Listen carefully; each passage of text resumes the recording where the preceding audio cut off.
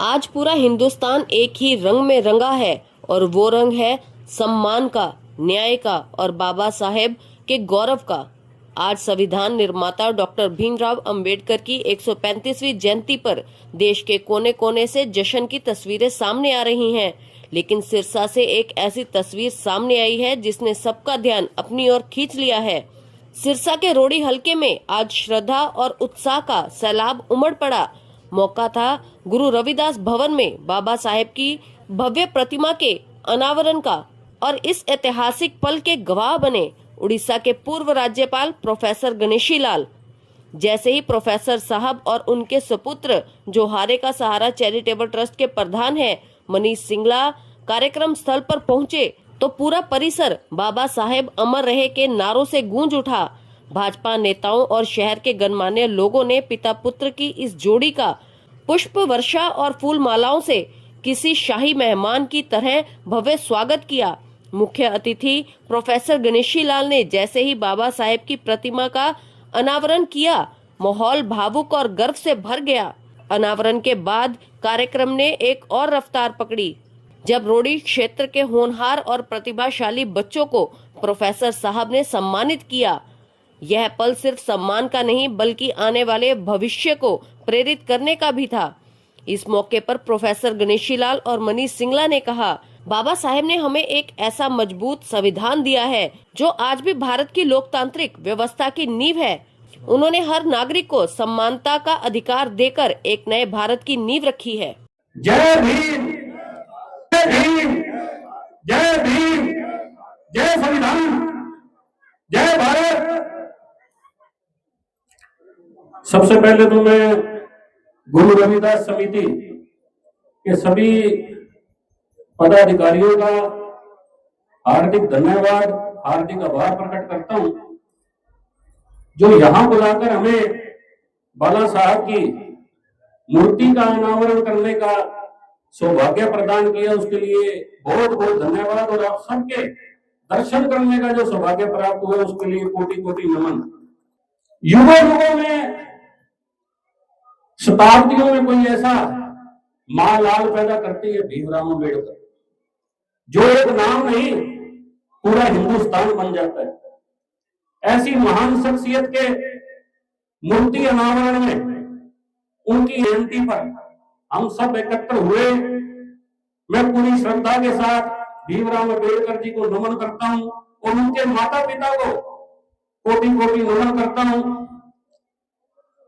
हरियाणा सरकार को मैं भी आज इस मन से बधाई देता हूं, शुभकामनाएं देता हूं, जो सब संतों का राज्य स्तरीय सम्मेलन महोत्सव बड़े धूमधाम से पूरे हरियाणा में मनाती है।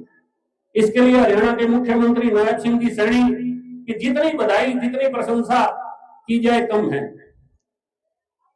हमें भी ये चाहिए कि जिला स्तर पर जितने भी संत अंबेडकर जी हैं, रविदास जी हैं, वाल्मीकि जी हैं, उनकी जयंती जिला स्तर पर एक अच्छे ढंग से पूरी मनाई जाए। मैं चरणजीत जी रोड़ी से भी प्रार्थना करता हूं कि ये जिला स्तर की अगर कोई अच्छा पूरे जिले को इकट्ठा करके जयंती बनाई जाए तो उसके लिए रॉयल हवेली आपको उपलब्ध रहेगी।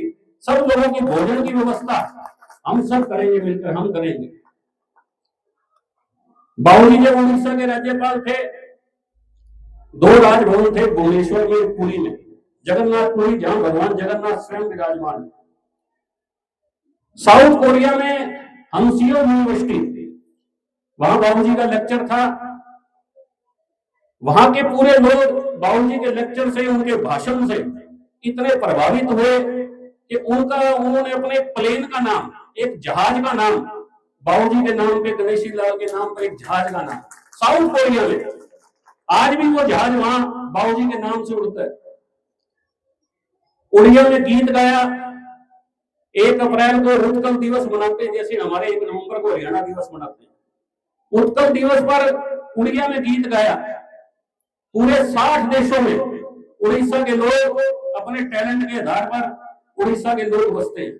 पूरे 60 देशों में वो गीत वायरल हुआ। प्रधानमंत्री, राष्ट्रपति सबने सुना।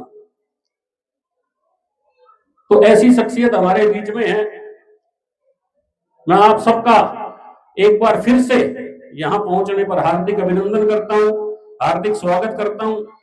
भारत माता की, भारत माता की, वंदे वंदे।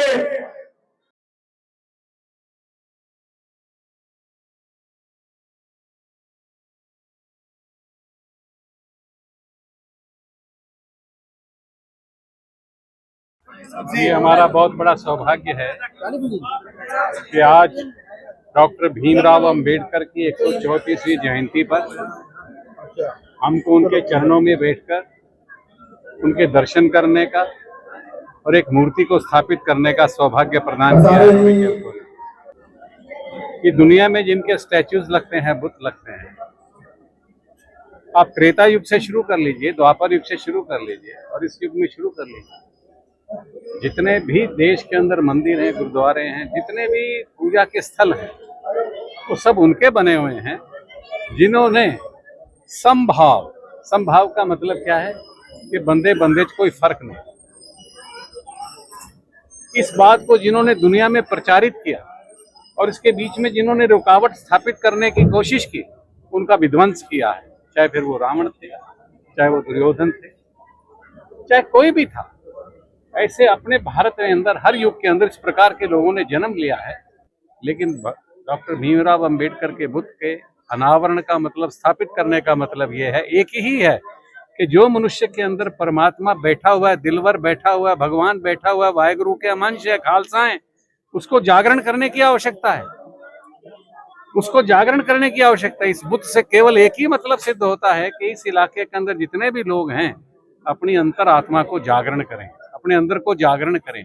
और जागरण करने से क्या होगा, सब भाइयों में, बहनों में, सब में एक प्रेम संचार हो जाएगा। मुझे ज्यादा कुछ कहने की आवश्यकता नहीं। बहुत बहुत बधाई देता हूं मैं सब लोग जो हैं ऑर्गेनाइजर्स हैं, उन सबको हृदय से अभिनंदन करता हूं, बधाई देता हूं।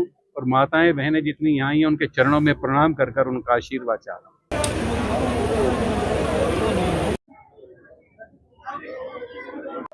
आज हम यहाँ जो रोडी गांव में पहुंचे हैं, मैं गुरु रविदास समिति का हार्दिक अभिनंदन, हार्दिक स्वागत और हार्दिक आभार प्रकट करता हूं, जो बाला साहब भीमराव अम्बेडकर की जयंती पर जो ये मूर्ति का अनावरण करने का परम सौभाग्य है, उड़ीसा के पूर्व राज्यपाल प्रोफेसर गणेशी लाल जी को और हमें मिला।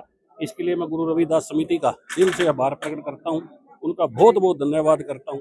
युगों युगों में, शताब्दियों में कोई माँ ऐसा लाल पैदा करती है जो एक नाम नहीं पूरा हिंदुस्तान बन जाता है। तो आज बड़ा सौभाग्य का दिन है जो ये अवसर हमें मूर्ति का अनावरण करने का मिला।